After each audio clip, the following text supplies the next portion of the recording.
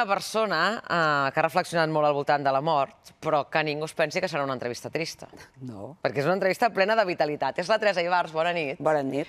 És historiadora, escriptora, treballa d'arxivera al Servei d'Arxius, Estudis i Informació de la Diputació de Lleida i acaba de publicar aquest llibre, La mort de l'altre, que és un assaig on reflexiona sobre les diverses pèrdues que l'han marcat a la seva vida. Teresa, jo he dit que parlarem molt de la vida, perquè potser el problema és que no parlem de la mort, perquè ens fa por, la deixem allà, i ens oblidem que forma part de la vida, la mort. Sí, de fet és juntament amb el naixement que no decidim res, arribem perquè no decidim res, la mort és l'altra part ineludible de tots els humans i que aquí sí que podem o preparar-nos o pensar-hi o valorar com la veiem, no? I és una cosa molt interessant i més en un moment que penso que estem en una societat que vivim molt d'esquena a la mort, no? Tots serem molts joves sempre, estarem molt bé, però la mort hi és i arriba, i la tenim segura. La mort de l'altre. Com va marcar la mort del Xavier, de qui va ser el teu company, a l'hora d'escriure aquest llibre? Bueno, la mort del Xavier seria... El punt de partida? Sí, és un punt de partida que no és el punt inicial del llibre, ni molt menys, perquè sí que dona com un impuls inicial per plasmar pensaments i sentiments que, per sort, no surten aquí, no? No pots mai publicar, penso jo, el que tu penses en un moment en què estàs travessant una situació difícil, un dol i una pèrdua i una malaltia llarga.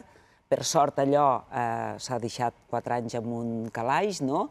I després ho agafes d'una manera que el que m'interessava era molt entrar als sentiments que tant jo com tu, com la majoria de persones, tenim davant de la pèrdua. Més que la pèrdua, el sentiment que generem al voltant, no? I com ho vivim. I la mort del Xavier va ser un punt, allò, com un detonant que juntament amb una altra pèrdua que va haure a la mateixa habitació... Explica, perquè el Xavier estava a l'hospital i compartia habitació amb una persona més jove. Sí, va compartir habitació amb l'última persona que va compartir habitació.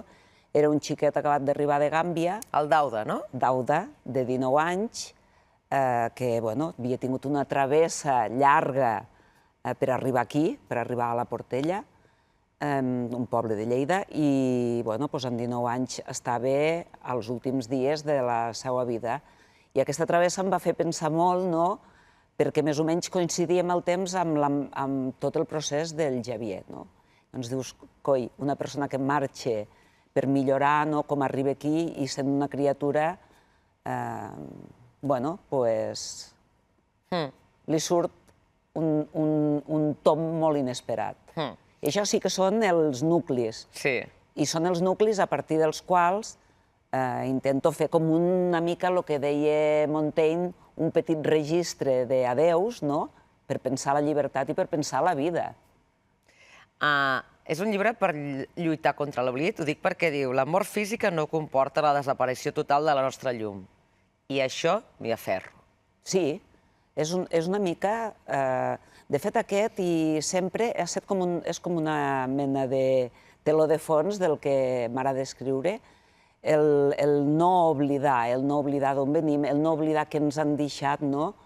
És molt fàcil pensar que una persona pública o que té una obra com Miró, el que estàvem parlant ara, no s'oblida fàcilment, però què passa amb ma padrina o amb ton pare, que són gent que aparentment, o que nosaltres sapiguem, no tenen una obra sòlida que puguem veure. Què queda d'ells? Doncs queda la meva continuïtat que vinc d'amb ells, i la que transmetré als meus fills. Per tant, mort i vida, i no oblidar els que ens han fet, formem part d'això, i no oblidar el món que venim, també. Hi ha molt de no oblidar aquest món que s'està acabant. Clar.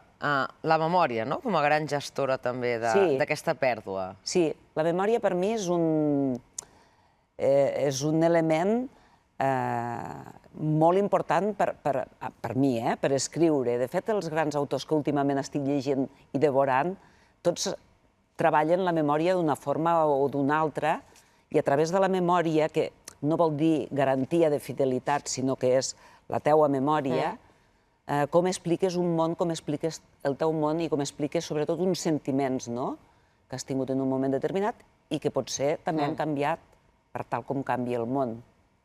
És allò que es diu que les persones segueixen presents, segueixen vives, mentre se les recorda, no? El problema és quan ja ningú recorda aquella persona que ha marxat. Sí, podríem pensar que és així, però és una mica depriment també pensar així, no?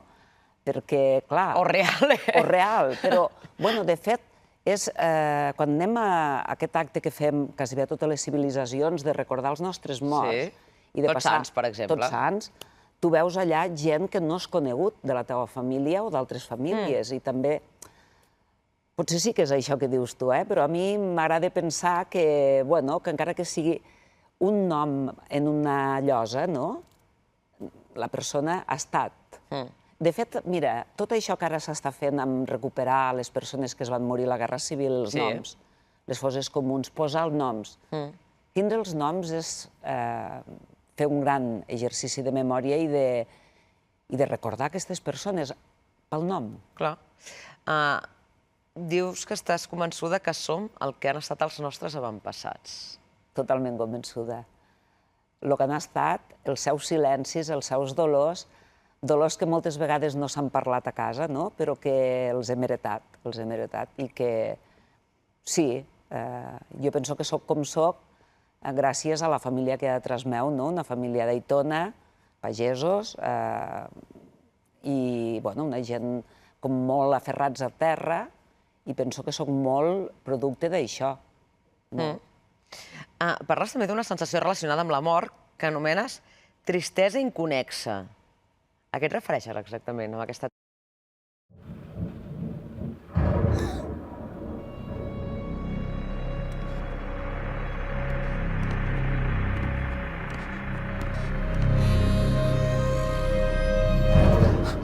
Carinyo, no, avui no.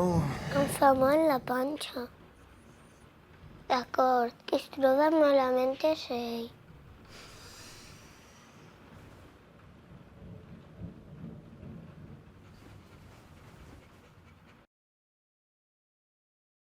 Que fa la Montserrat que no canta el de sempre, congelat només pensa Pala i Agustins, estima els bigotis fins a... És d'amor? És d'estalvi. Amb l'ofertassa de Nadal de Capravo, com la d'aquests llagostins i la d'aquest torró, podràs seguir gaudint dels preus bons. Capravo, amor etern al Nadal. Aquesta tristesa inconexa. És un sentiment... Parles també d'una sensació relacionada amb la mort que anomenes tristesa inconexa. A què et refereixes exactament amb aquesta tristesa inconexa? És un sentiment, fixa't, això encara no m'havíem preguntat, i és un tema que no sé si passa a molta gent, però que jo identifico ràpidament, que no saps... Saps aquells dies que tu no saps exactament què tens? Però et sents allò... Però et sents sol, buit... Sí. I no saps, no ha passat res especial, no? I que pares i dius, un moment, què m'ha passat? Sí. O què m'ha de passar? O què no m'ha de passar. I aquests moments jo sempre penso que són, per mi, moments bons per escriure. Perquè potser amb el gest de la mà o del teclejar és igual, jo també escric a mà, com que es va desfent un nus, perquè és inconexa la cosa, no saps a què connectar-la, no saps a què es deu, no? Però apareix, i de tristesa inconexa, vaja, no sé, i n'identifico molta... llegint literatura o veient pel·lícules, hi ha protagonistes que me'ls sento meus perquè la tenen, també. Parles també de temes que als anys 90 no es posaven sobre la taula, com per exemple els avortaments, que no deixen de ser la mort.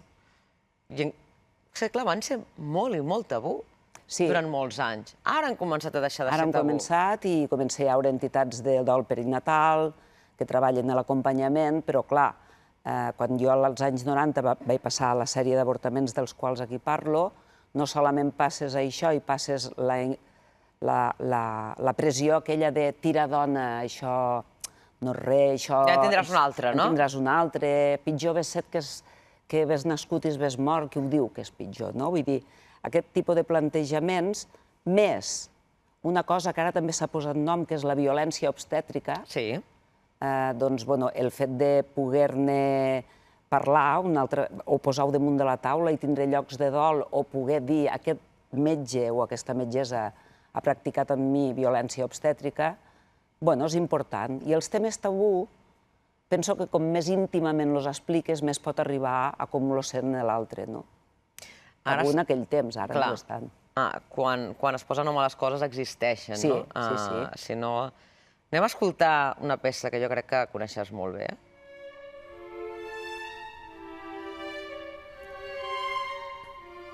És el Rèquiem de Mozart. Sí, sí. Una cançó que encara t'acompanya a tot arreu, per què? Doncs és ben curiós. Sempre m'ha agradat moltíssim, des que el vaig descobrir ben jove, no? Però me va acompanyar molt, curiosament, i al llibre ho explico, quan estava embarassada la meva filla gran, després d'aquesta rècula d'avortaments i tal. No sé, era com un antull. L'escoltava en bucle 2 vegades una tarda, no? I si anava en el cotxe anava rodant, no? No sé, me parla molt i m'acompanya molt i sempre que puc l'escolto. És curiós, la meva filla va néixer, a més, quan feia el centenari de la mort de Mozart. I per la televisió a la clínica vaig veure tots els rèquiems que anàvem passant per ahí. Molt potent. I ara en quins moments te la poses? Ara me la poso ja d'una forma menys compulsiva, no? I me la poso conduint moltes vegades. Conduint m'agrada molt escoltar-la. I després, si puc anar-la a escoltar en directe, també. Però no és allò, de que l'escoltava cada dia. Confesses que al llarg de moltes etapes de la teva vida el negre ha estat la gran salvació. Per què? Perquè és un color refugi? Perquè és un color que blinda emocionalment? Jo penso que el negre és com una protecció. Jo, de fet, avui porto una jaqueta beige. Porta la jaqueta blanca, però negra de la vall. Negra, i vaig moltes vegades. He introduït el color, però és un color que sí que quan estic en estats d'ànims no massa bons o no saps on dales, ficar-te vestida negra, és com un refugi. De fet, ma mare sempre em deia, quan me mora jo et ficaràs roja, segur. Però, perquè és un color que és molt refugi, és un altre refugi. El rèquiem segurament que n'és un, i el negre és un altre. També és molt elegant el negre, eh? També. També. Els grans experts en moda sempre van vestits de negre. Sí, també. És el color de l'elegància. La mort t'ha deixat d'angoixar? Jo diria que molt no m'ha angoixat mai. Potser de jove, de petita, que aquí ho comento, no?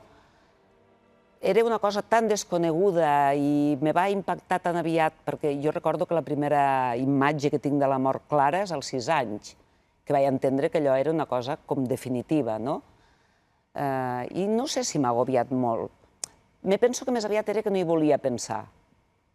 I després, a la base de la vida, amb una edat com la que tinc, que ja has perdut gent i tal, arriba un moment que dius, molt bé, he llegit moltes novel·les, he llegit assaig, he llegit el Joan Carles Mèlich, no? Com ho aterro tot això a la meva vida o a lo que jo penso sobre el tema? I escriure el llibre m'ha anat bé per acabar-ho de tenir molt clar que pensar-hi és una mica ser més lliure, no angoixar-te tant pel tema. Que important que és parar, pensar i tenir en compte la vida que té tots els prismes. Teresa Ibars, amb la mort de l'altre. Moltíssimes gràcies avui per aportar tanta vida i tanta vitalitat també al Més 324. Gràcies.